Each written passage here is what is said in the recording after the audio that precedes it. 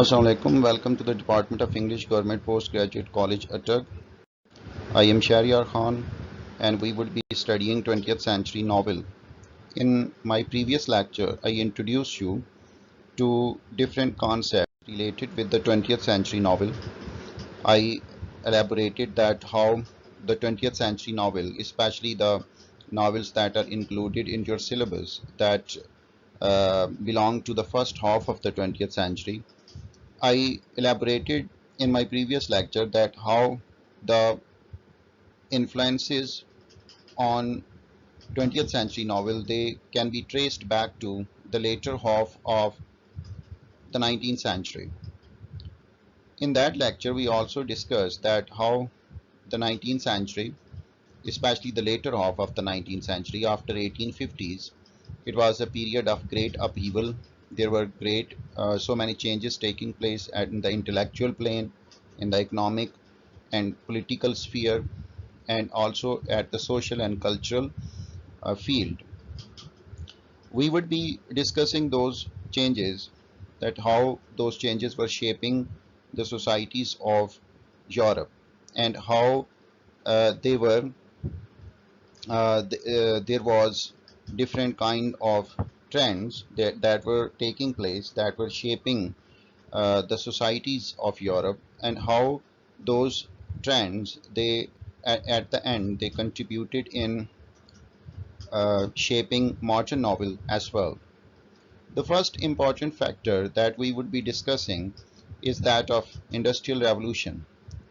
Industrial Revolution is the name given to that event or that particular phenomenon in the history of Europe when the societies of Europe that were predominantly agricultural in the previous ages, they suddenly started to shift, and because of the technological advancements, many factories, industries were set up in the cities of Europe, and suddenly the society's major income, it was coming from um, industries rather than from fields or rather than from agriculture. This was not just a change in the economics or the resource or the ways of income of the people. It also changed many things. It also changed the society of Europe in many ways. And we would be discussing that what were those changes. Um, the, the period which we call Industrial Revolution, it is usually said that Industrial Revolution it started in 1830s, but the seeds of Industrial Revolution they were sown long before. If you read poetry of William Blake, for example, if you read the poems that were written in the 1790s or in the earlier part of the 19th century, you will find that there is a mention of mills. Mills mean factories, and how they are changing society. For example, in his poem London, he says that he refers to dark satanic mills. So we cannot say that mills or factories were not there before 1830s, but 1830 is specifically the date mentioned because it was that decade, a period of 10 years when really industrial revolution flourished in Europe, especially in England. England up till that time had become one of the major superpowers of the world. It was a colonial power, an imperial power. They had colonies all over the world. This also helped them to become a major industrial and technological power as well. So Industrial Revolution, it was a major event in the history of England, and it shaped or changed their society, in some cases for better, in some cases for worse. First important impact that we are concerned with, especially as the students of literature, is urbanization. Urbanization is the term that we use for um, this trend in European history when people who most of the before that most of the people, most of the population of European countries, they used to live in villages, in the rural areas. But after industries were set up in the cities, many people started to migrate from rural areas to urban areas, or from villages to cities. The reason that people thought that, as compared to agriculture, industry were industry is a better option for earning their living, for making more money. So many people, laborers and other, they started to migrate from villages to cities. It this term, this is what we call urbanization. And urbanization was a major event because it changed the social and psychological life of the European population. Um, for the first time, people started to live in uh, crowded places, in cities. Cities were not at that time built to accommodate so many people, and now suddenly there were so many people, and there were lesser facilities at that time. There was exploitation, the exploitation of laborers in the factories. And then we also have uh, a kind of sense of alienation that was experienced by the people at that time. Alienation I am talking about in the sense that people who used to live in the villages, they, village, as you know, is a kind of community. It is a kind of family. All the people, they know each other. They attend each other's weddings, and one another weddings and funerals. They take part in all the communal activities. But now these people, they were living in the cities, and for the first time they realized that they miss that human connection. They People, there were so many people, but there were you do not have such kind of connection with those people. They were alone in a crowd, and they would not even know who their next door neighbor is. So this brought in a kind of sense of alienation, a sense of loneliness that uh, had a deep psychological impact upon those people who were living in those societies at that time. Another important impact was that people also started to feel isolated from their own family, from their own children.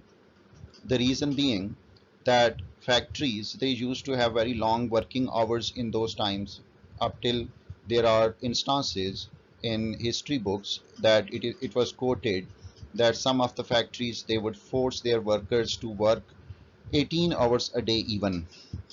This changed because of many union labor union movements, especially in up till 1880s.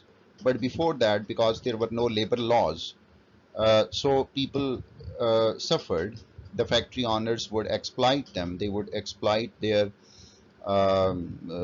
labor there, and they would force them to work very long hours.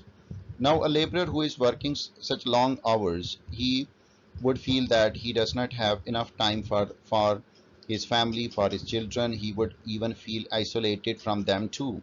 So this feeling of isolation, this feeling of alienation, it was so uh, dominant in that period that it also changed the people psychologically. So industrial revolution, it led to urbanization, and urbanization, it led to many psychological problems for the people of Europe at that time. Now, another important development in Europe in the 19th century after industrial revolution was that before that, kingship was the dominant form of government. Kingship is basically associated with feudal system of government, or the system of government based upon agriculture.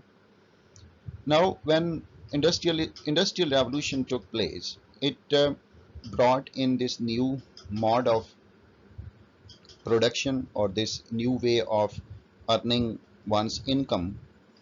and it also demanded. I mean, there was a new class of people now who were powerful. Before that, in the European countries, there were kings, and then there were certain families who were very powerful in government. But now, because of industry, a new class emerged, that was merchant class, or that were the class of factory owners. They also demanded that they are important in the society, and they must also be given share in power. They rejected, they were dissatisfied with the kingship, because they thought that kings, they use their authority, and they do not they interfere in the matters of trade and business, and it is not in their interest to have a ruler that is absolute, that whose power cannot be questioned. So these people, they started to promote this concept that country should be governed by the parliament. There should be democracy. Even though England was a democracy for quite some time now, but still most of the powers were with the government, with the king. So these people, this new class that had become so wealthy and so powerful in the society, they started to promote this concept that no, we should try to build a new form of government, and where parliament is more powerful, and the powers of the king, they should be curtailed, or they should be lessened. So that is how this concept of democracy, it came into being in the European society, society, especially in England. In England, parliament became more powerful as compared to the king, and uh, these people, they when after democracy, because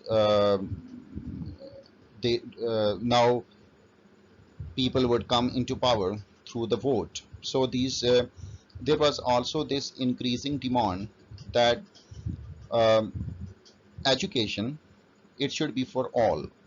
Now, before that, in the agricultural societies, education was not considered as the duty of the state. It was not the responsibility of the state to educate people.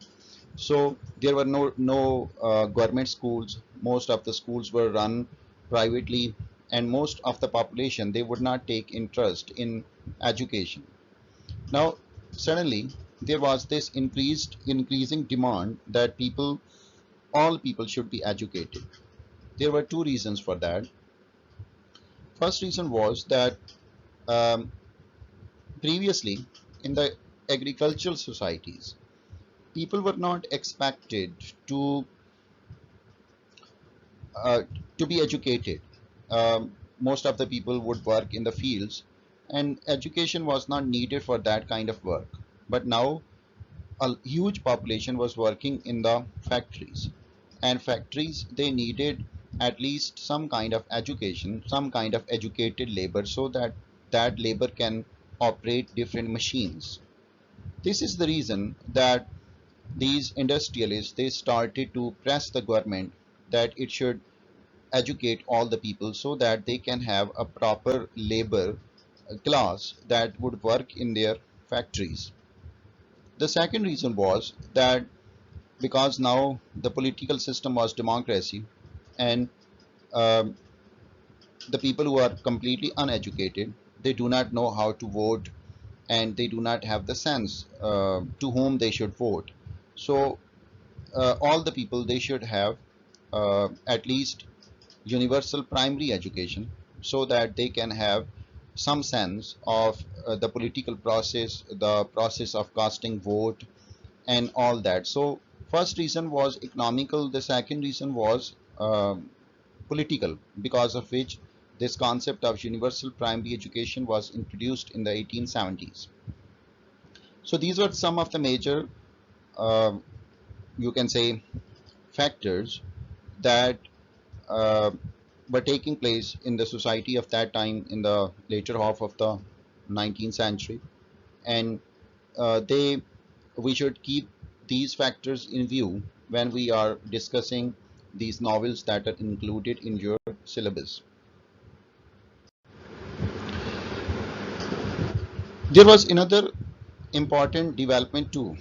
and that was in the intellectual plane. In the later half of the 19th century, it was very important because some of the figures in the intellectual field, they emerged that completely shook the foundation of European thought or the Western philosophical and social thought.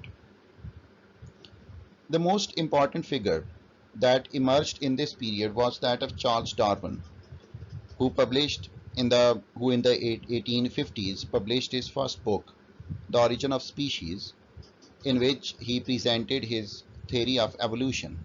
According to his theory, man was not the crown of creation, he was not created by God, but all creatures, they evolved a gradual process of change, and from very simple organisms, complex organisms were born.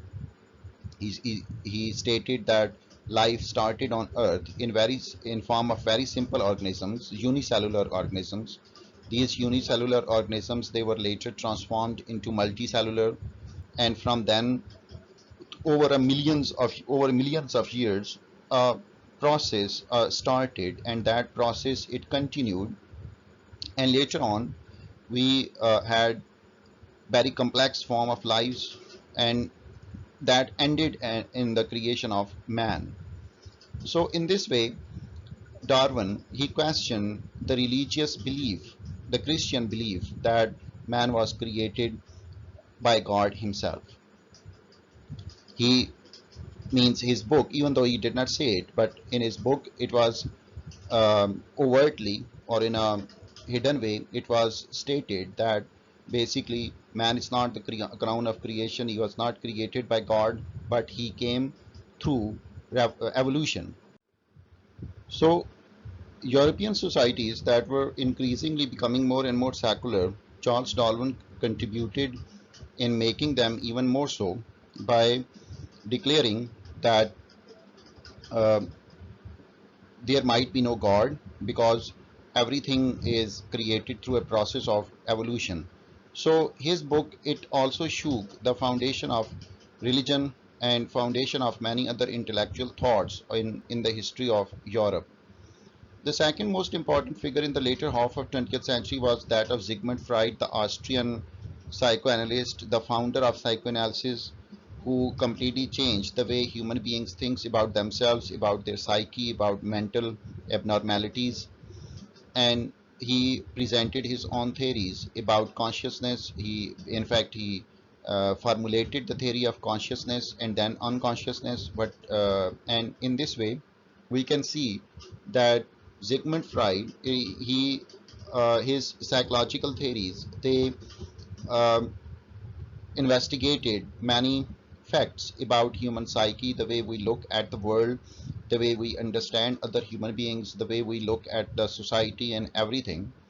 And we will see that in literature, these psychological theories of Sigmund Freud, they also emerged in form of a more psychological approach of the writers, as the writers, they tried to capture the consciousness of their characters, and they try to bring in the unconscious desires, the hidden desires of mankind. So Sigmund Freud was also very important influence a very important figure in the later half of the 19th century. Then there was German philosopher Friedrich Nietzsche. Friedrich Nietzsche also questioned many of the cherished beliefs of Western culture. He rejected religion. He also questioned the concept of God, and he also questioned this belief in the Western culture that consciousness or human reason is the central thing. The belief that was promoted by the 18th century philosophers like that of Locke or Newton or Voltaire. Then we also have in this period J.S. Mill, the British philosopher, sociologist, a political figure who wrote extensively on the concept of liberal societies, who wrote about uh, about rights of women, and in this way he was also a very important figure in Western literary culture and political and social culture. Now we come to the shift in literary trends. What were, um, as you are well aware of the fact that the novels that were written in the 19th century, we call them realist novels. Um, you studied some of the novelists that belong to the 19th century. You studied Jane Austen, you studied George Eliot, Hardy, and Dickens. If you look at their style, you will find that those novelists, they were under the influence of this literary movement that is called realism. Realism was the people who were realists. They had this belief that literature should be the reflection of life, and it should represent life as it is. So they would be concerned with details, with the depiction of society, with the external world, and they would uh, tell us about the setting of their novel in great details, about the appearance of the characters and all that. And there would be very uh, less focus on psychological makeup of the characters. There is some element of psychological depiction in George Eliot, but in other novelists like Thackeray or Dickens, you will hardly find a passage in which there is a mention of psychology of the characters. This this shifted in the novels in the 20th century novel. The novelists writing in the first half of the 20th century, they started to feel that the realism that was promoted by the 19th century novelist was actually not quite realistic. They were of the view that life is not the way it is presented in the novels of Dickens or Hardy or in the novels of Jane Austen. They mean the 19th century novelists, they will always present life in a very ordered way. Their novels, they have very powerful plots, very well knitted and well constructed plots. Action would move from point A to point B and then to point C, and then it would come to an end at point D. The 20th century novelists, like that of James Joyce or Virginia Woolf, they questioned this approach. They were of the view that life is not ordered in such a way. Virginia Woolf said that life is not a series of gig lamps symmetrically arranged. It is a kind of semi-transparent halo, or you can say it is more vague. It is life is not arranged in this way. Events do not happen. They do not follow a sequence of cause and effect.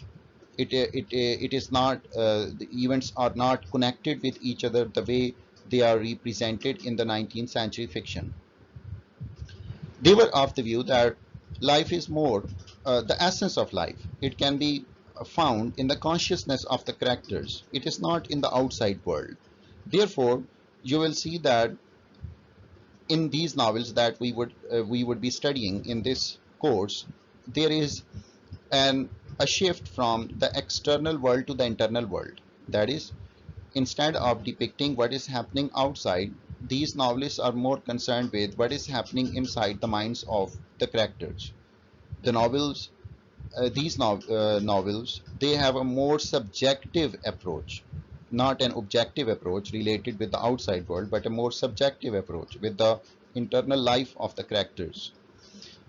In order to depict what they wanted to depict, that is the internal life of their characters, the psychological makeup of their characters, they became more innovative. They invented many new techniques. Especially one of the very important techniques was interior monologue, which is also called stream of consciousness, in which they would simply narrate what is happening inside the mind of the character. They would narrate the thought process of that particular character.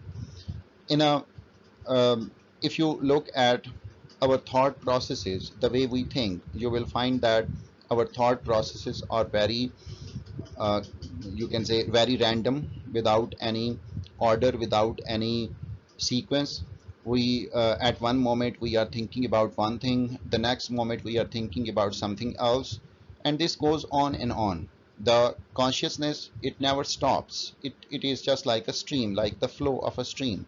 So these writers, they focused on that, because there is no logic, no causal connection, or no inherent structure of our stream of thought, our internal monologue. So there can't be any plot in the novels. Plot is about the sequence of events, about the connection between the events. But because the consciousness, it cannot be ordered in that way, it cannot be structured in that way, it is not structured that way. So also it is fluid in relation to time. There can be no structure of past, present, and future inside our consciousness. Inside our consciousness, time, all these phases of time, the past, present, or future, they coexist. They exist simultaneously. This is the reason that you will not find any coherent time structure in these novels. So you can say that there was a shift from plot to character in these novels that we will be studying, the novels by Virginia Woolf, or novel by James Joyce especially. And you will also find that even Conrad is different as compared, if we compare him with the 19th century fiction writers. So here we see that uh, this all these factors, they contributed in making 20th century novel different. It is more innovative with respect to technique. It is its content is also different, its structure is also different. There is more influence, more emphasis upon the character as compared to plot. And the concept of realism of these writers is different from that of the 19th century writers. So we will also be discussing some of these aspects when we will be dealing with specific texts that are included in our syllabus. So this was a brief introduction to the 20th century fiction. This paper deals with novel 3, and you will see that how these trends, how these um influences, they would be emerging in the texts under discussion. We will also be discussing these time and again. We would be referring back to these concepts more than once. And till uh, our next lecture, uh, take care.